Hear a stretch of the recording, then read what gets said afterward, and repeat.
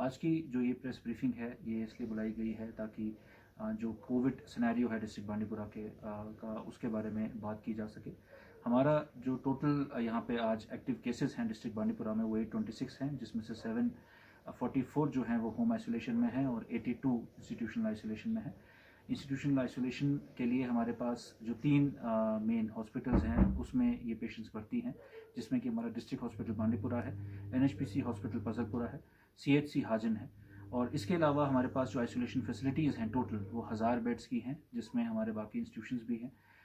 और उनमें से जो हमारे ऑक्सीजन की फैसिलिटीज़ हैं वो इन 3 इंस्टीट्यूशंस में है।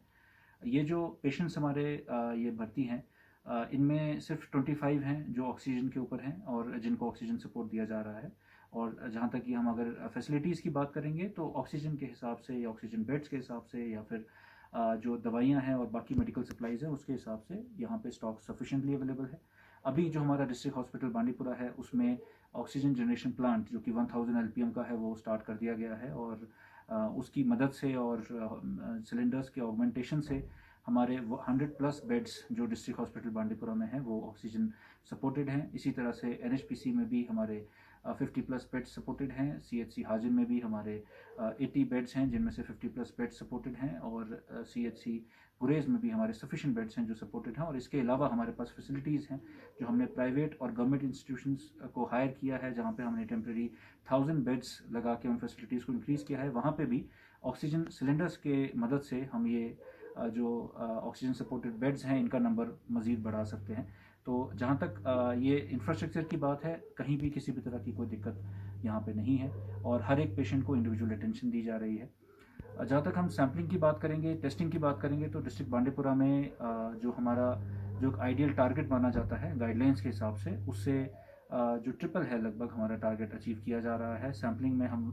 लगभग 1800 से 2000 सैंपल्स पर डे कर रहे हैं। ये टेस्टिंग के लिए जो सैंपल्स जाते हैं इनमें 2 तरह के टेस्ट रहते हैं, रैपिड एंटीजन टेस्ट और RT-PCR। मेरी गुजारिश रहेगी लोगों से, कई बार हमारे पास ऐसे केसेस आए जिसमें घर में खुसूसन जो बुज़ुर्ग हैं उनको टेस्टिंग में देरी के वजह से उनके सिम्टम्स ज़्यादा एडवर्स हो जाते हैं और वो बहुत लेट पहुंचते हैं टेस्टिंग के लिए। तो अगर आपको या आपके घर में किसी को कोई सिम्टम्स हैं जैसे कि बुखार, नज़ला, थकावट, सर दर्द, चेस्ट कंजेशन, तो वो जल्द से जल्द अपना जो नियरेस्ट टेस्टिंग साइट है वहाँ पे जाके टेस्ट कराएं। और हमारे कुछ एक सेंटर्स में 24 आवर टेस्टिंग अवेलेबल है, जैसे कि DH बांडीपुरा में, CHC हाजिन में और दावर CHC में। वहाँ पे जाके अपना ये टेस्ट ज़रूर करवाएं और ताकि वक्त रहते ही इस बीमारी की पकड़ मिले और इसमें जल्दी इलाज से बिल्कुल सेहतमंद होकर जल्दी निकलने के चांसेस जो हैं वो बहुत ज़्यादा रहते हैं। डिस्ट्रिक्ट बांडीपुरा में कंटेनमेंट जोन्स बनाए गए जिनमें जो पॉपुलेशन है जहाँ पे ज़्यादा पॉजिटिव आ रहे थे उन एरियाज़ को कंटेनमेंट जोन्स बनाया गया और वहाँ पे अलग अलग तरह की रिस्ट्रिक्शंस रहती हैं। जो बिज़नेस है एज़ यूजुअल वो वहाँ पे नहीं चल सकता है, दुकानें बंद रहती हैं और जो मूवमेंट की भी रिस्ट्रिक्शन रहती है, अननेसेसरीली मूवमेंट अलाउड नहीं होती है। इसकी वजह यह है कि जो बीमारी है उसको जल्दी से जल्दी डिटेक्ट किया जाए एक एरिया में, उसका जल्दी से जल्दी इलाज शुरू हो और बीमारी आगे ना फैले। तो मुझे उम्मीद है कि जिस तरह से बांडीपुरा की आवाम हमारा इस चीज़ में साथ देती आ रही है रिस्ट्रिक्शंस को लेके, वो आगे भी इसी तरह से साथ देते रहेंगे। आज जैसे कि ईद का जो त्यौहार है और आज के दिन जिस तरह से हमने हाल ही में आपके द्वारा भी, आपके थ्रू भी हमने लोगों तक ये बात पहुंचाई और हमारी मीटिंग्स रहीं इमाम हजरात के साथ भी, जिसमें ये बात वाज़ेह की गई कि जो पूरी सोसाइटी है वो यही चाहती है कि ये जो कोविड का स्प्रेड है ये रुके और उसके लिए कुछ एक स्टेप्स लिए गए, जैसे कि ईदगाह में इस बार यूनानिमसली डिसीजन हुआ कि ईदगाहों में नमाज नहीं होगी क्योंकि एक जगह लोग जमा हो जाते हैं और बीमारी के फैलने का खतरा ज़्यादा रहता है। और SOP के तहत ही जो मस्जिदें हैं उनमें नमाज होगी जितने अलाउड हैं पर्सन, और ज़्यादातर लोग घर पे नमाज़ पढ़ेंगे। तो वैसे ही देखा गया आज ज़्यादातर लोगों ने घरों से नमाज अदा की और जो SOPs हैं उसका पालन किया गया और जो लिमिटेड टाइम दिया गया था ताकि जमावड़ा कम हो, लोग कम आए, वो भी उसको भी फॉलो किया गया। तो मैं एक तो इस चीज़ के लिए बहुत शुक्रगुजार भी हूँ आवाम का, और साथ ही साथ में मैं ये बात कहना चाहता हूँ कि ये जो स्टेप्स हैं हमारे, जो ये जिस तरह से आवाम इस चीज़ में बढ़ चढ़ के हिस्सा ले रही है, एडमिनिस्ट्रेशन को सपोर्ट कर रही है, इसी से हम इस बीमारी में जल्द से जल्द काबू पा सकते हैं। और अगर इसका फैलाव ठीक तरह से रुक गया, जिसको हम ब्रेक द चेन बोलते हैं, तो ये बीमारी उतनी ही जल्दी हमारे इस पूरे मुल्क से खुसूसन हमारे डिस्ट्रिक्ट से चली जाएगी। इसके साथ जो हमारे बाकी रिस्ट्रिक्शंस जिस तरह से लगती हैं या जिसको हम कोरोना कर्फ्यू बोलें या फिर कंटेनमेंट जोन्स के अंदर जो रिस्ट्रिक्शंस होती हैं उसमें वक्त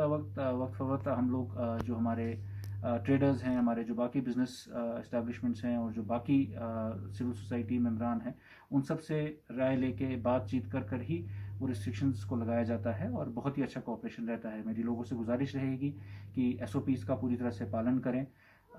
मास्क पहने, अपने हाथ धोएं, सोशल डिस्टेंसिंग का पालन करें। ख़ास तौर पे जैसे एसेंशियल सप्लाईज़, जो एसेंशियल शॉप्स हैं वो ओपन रहती हैं और उसके साथ बैंक्स जो ओपन रहते हैं, तो वहाँ पे कई बार ये देखा गया कि जहाँ थोड़ी सी पेशेंस से आप लाइन बना के डिस्टेंस रख के आप अपना काम निकाल सकते हैं, वहीं पे लोगों का काफ़ी जगह रश देखा गया और उसके लिए फिर हमें जो इक़दामात हैं वो उठाने पड़ते हैं। और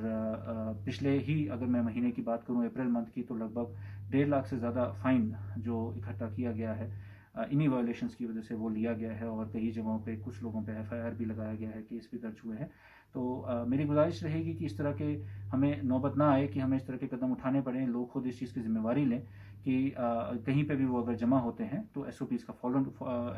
को फॉलो करें और अगर कहीं पे रश ज़्यादा है तो खुद लाइन बनाएं, डिस्टेंस को रखें और मास्क पहने रहें ताकि इस बीमारी का खतरा जो है वो टल जाए।